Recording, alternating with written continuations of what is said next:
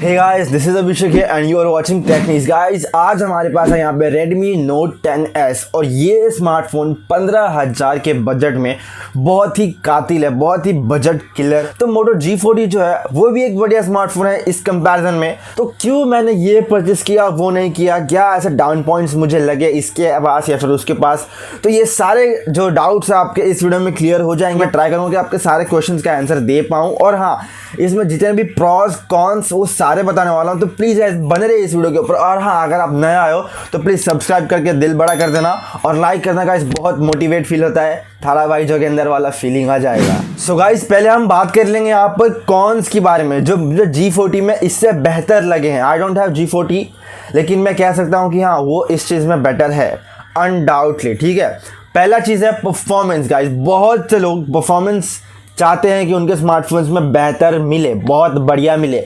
तो हाँ guys, G40 एक बहुत बढ़िया चॉइस हो सकता है आपके लिए। कई जगह पे मैंने देखा कि जो स्पीड टेस्ट है वो G40 हार जाता है इसके कंपैरिजन में। आई डोंट नो व्हाई कि ऐसा क्यों हो रहा है। मे बी उन्होंने जो क्लॉक स्पीड है उन्होंने डाउनग्रेड कर रखा होगा G40 के अंदर, लेकिन इसमें काफ़ी बढ़िया आपको मिल जाती है। लेकिन अगर हम प्रैक्टिकली देखें और पेपर पे देखें तो जो 732G है वो G95 के कंपैरिजन में काफ़ी बढ़िया निकल के आता है। GPU परफॉर्मेंस, CPU परफॉर्मेंस, जो थर्ड पार्टी डेवलपर्स है वो उनकी जो ऑप्टिमाइजेशन है ऐप्स के थ्रू वो बढ़िया करता है। G95 एक बेहतर चॉइस हो सकता है आपके लिए, लेकिन और अच्छा तो G40 आपके लिए ज़्यादा अच्छा हो सकता है इसके कंपैरिजन में। गाइस, BGMI लवर्स के लिए ये बेहतर चॉइस हो सकता है क्योंकि यहाँ पर आपको 60 FPS का सपोर्ट मिलता है आउट ऑफ द बॉक्स। और ये मुझे काफ़ी अच्छा लगा क्योंकि आजकल BGMI के 1.7 अपडेट के बाद जो कॉन्फ़िग्स है वो लग बहुत मुश्किल से रहे पहली बात, और बहुत हार्ड हो रहा है वो स्टेप्स। तो नॉर्मल जो यूज़र्स है उनको 60 FPS तो नहीं मिल सकता है अभी के लिए। मे बी इन फ्यूचर बहुत अच्छे कॉन्फ़िग्स आते हैं, GFX और अच्छे से इम्प्रूव हो जाए, लेकिन अभी के लिए गाइस इसमें 60 FPS मिल रहा है और ये मुझे बहुत बढ़िया लगा। तो रोटेटिंग भी काफ़ी ठीक ठाक हो रहा है। तो हाँ गाइस, गेम के लिए आप देख सकते हो G40 में आपको वही 40 FPS मिलता है। 730G, 730, 20G और 732G, इन तीनों चिपसेट्स में सेम सी परफॉर्मेंस है, एकदम सेम ही है, एक ही लेवल के आते हैं। हल्का फुल्का तीनों में हल्का फुल्का डिफरेंस है, तो फिर भी वहाँ पर 40 FPS मैक्स है और यहाँ पर आपको 60 FPS का सपोर्ट मिलता है। So guys, what about the camera कैसी है और उसकी कैमरा और इसका कैमरा में क्या डिफरेंस है गाइस। मैं पर्सनली Moto G40 को आज तक मैंने यूज़ नहीं किया है और कभी हाथ में लिया भी नहीं, लेकिन मैं YouTube पे ना काफ़ी सारे वीडियोस को देख चुका हूँ और उसमें कहा गया है कि जो वीडियो डिपार्टमेंट है वो Moto G40 का थोड़ा सा ज़्यादा अच्छा है। लाइक फ्रंट में भी आपको 4K 30 FPS मिल जाता है और बैक में भी 4K 30 FPS मिल जाता है। इसमें भी है 4K 30 FPS, लेकिन गाइस बहुत एकदम गार्बेज टाइप है गाइस, कचरा जैसा रिकॉर्ड करता है। पता नहीं इसका सेंसर का दिक्कत है या फिर MIUI की ऑप्टिमाइजेशन की वजह से ऐसा हो रहा है, लेकिन फिर भी गाइस मुझे इसका आउटपुट बिल्कुल पसंद नहीं आया है। तो कैमरा यहाँ पर एक डाउनग्रेड मैं समझूंगा। इससे अच्छा Note 8 Pro का कैमरा था और Note 8 का भी काफ़ी अच्छा है। Redmi Note 7 Pro उसका भी कैमरा इससे अच्छा है। फोटोग्राफ में ऑब्वियसली ये बेहतर निकल जाता है क्योंकि जो पोस्ट प्रोसेसिंग है वो ज़्यादा बेहतर कर पाता है ये उनके कंपैरिजन में, लेकिन फिर भी जो वीडियो आउटपुट है वो इसका बिल्कुल भी अच्छा नहीं है। और नाइट के टाइम पे जब आप शूटिंग करोगे, वीडियो रिकॉर्डिंग करोगे फ्रंट कैमरा से, तो गाइस वो बिल्कुल बेकार आता है। लाइक आप देख सकते हो स्क्रीन के ऊपर, मतलब ब्लर इतना आ रहा है, ऊपर से लाइट्स यहाँ पर, ऊपर से नॉइस। अच्छा क्या बोलूँ मैं इसके अंदर, मुझे समझ में नहीं आ रहा। आप बताना कि क्या आपको ये वाला जो वीडियो है अच्छा लग रहा है मेरे अलावा। और हम कैसे भूल सकते हैं MIUI के ऑप्टिमाइजेशंस को गाइस। इसमें एज उन्होंने वादा किया काफ़ी स्मूथ है, बहुत बढ़िया काम करता है। 60 जो इसका हर्ट्ज़ का डिस्प्ले है उस पर काफ़ी बढ़िया ये बैठ चुका है। वैसे 60 हर्ट्ज़ तो सब में होता है। देखो गाइस, यहाँ पर सिंपल मैं आपको बताता हूँ, बग्स आपको देखने को मिलेंगे, लेकिन अगर आप बग्स को हटाते हो ना तो MIUI बहुत बढ़िया एक्सपीरियंस आपको देगा। अगर आप थीम्स इंस्टॉल करोगे इसके अंदर तो एकदम स्टॉक एंड्रॉइड जैसे फीलिंग ले सकते हो। उसके बाद यहाँ पर आपको बहुत भर के ऑप्टिमाइजेशन मिल जाते हैं। आपको काफ़ी सारे रोम्स मिल जाएंगे इसके अंदर जो आप इजीली इंस्टॉल कर सकते हो। लेकिन हाँ, यहाँ पर एक शॉर्ट हो जाएगा आपके साथ कि ये G95 MediaTek के साथ आता है, तो ज़्यादा डेवलपर्स नहीं है MediaTek बनाने वाले, ठीक है। तो फिर स्नैपड्रैगन अगर होता यहाँ पर तो ज़्यादा फिजिबिलिटी मिलती, फ्लेक्सिबिलिटी काफ़ी बढ़िया होती वहाँ पर। लेकिन फिर भी MIUI यहाँ पर अच्छा है। लेकिन हाँ, अगर बग्स थोड़े कम करेंगे, जो शटर से बीच में काफ़ी मुझे दिखे हैं, कैमरा ओपन करता हूँ तो ठीक से ओपन ढंग से होता नहीं है, फ़ोटो काफ़ी लेट प्रोसेस करता है कभी कभी, तो ऐसे कुछ छोटे बग्स है। लेकिन फिर भी एक्सपीरियंस है हमारा वो ख़राब करता है, ये तो फिक्स है। तो इसलिए मैं यहाँ पर इसे डाउनग्रेड करता हूँ, मतलब डाउन साइड में ऐड करता हूँ। सो गाइस अब बात करते हैं इसके प्रोज के बारे में, और प्रोज लिटरली काफ़ी सारे हैं। देखो इन सिंपल वर्ड्स, इसका स्पीकर बहुत बहुत अच्छा है इस प्राइस के हिसाब से। इसके हैप्टिक्स बहुत बढ़िया है, बहुत तगड़ा वाइब्रेशन देते हैं। अगर इस प्राइस में मुझे एक भी डिवाइस ऐसा नहीं मिलेगा जो ऐसी वाइब्रेशन मोटर लेके आएंगे, ठीक है। और यार आउटपुट स्पीकर्स का काफ़ी बढ़िया है। यहाँ पर इसकी फोटोग्राफिक जो सेंस है वो बेहतर है वीडियो छोड़ के गाइस। फोटोज़ में काफ़ी बढ़िया, फोटोज़ अच्छा लेता है ये।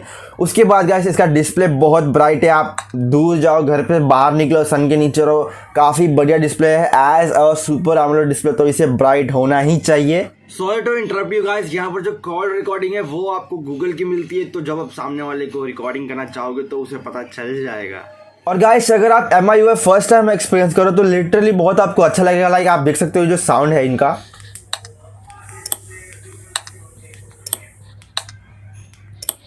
बहुत बढ़िया है गाइस। मैं बेसिकली फ़ैन हूँ इन डिस्प्ले फिंगरप्रिंट का, लेकिन ये भी काफ़ी कन्वीनियंट लगता है मुझे। देख सकते हो आप, बहुत तेज़ है और अच्छा लगता है। मतलब यूज टू हो जाओगे आप कुछ दिन में ही, बहुत बढ़िया है। तो काफ़ी फास्ट एंड रिस्पॉन्सिव फिंगरप्रिंट आपको मिल जाता है, तो ठीक लगा मुझे। मैंने यहाँ पर टैप टू अनलॉक रखा है, अगर आप प्रेस भी करना चाहते हो तो वो भी आप कर सकते हो सेटिंग्स में जाके।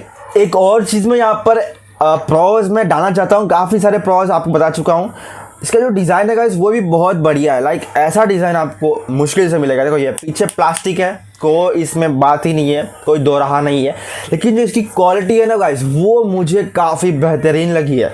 अगर इस पर स्क्रैच भी आ जाता तो आपको पता चलेगा नहीं, क्योंकि ये ऑब्वियसली वाइट यहाँ पर दिखने को मिलता है, ऊपर से फ्रॉस्टेड वाइट है, तो जो फिनिश है वो थोड़ी सी यहाँ पर काफ़ी बढ़िया है यार, मतलब सही लगता है। और गाइस कैमरा के आसपास इन्होंने जो ये रिंग लगाया है गाइस, ये लिटरली बहुत अमेजिंग लगता है। और हाँ लिखा हुआ है यहाँ पर अल्ट्रा प्रीमियम, और ये रेड डॉट इंडिकेटर है, पता है किसका? फास्ट फोकस के लिए, फ्लैश फोकस के लिए, रेजर फोकस ऐसा कुछ कहते हैं। तो इसमें है नहीं वैसा, लेकिन फिर भी उन्होंने दे दिया है।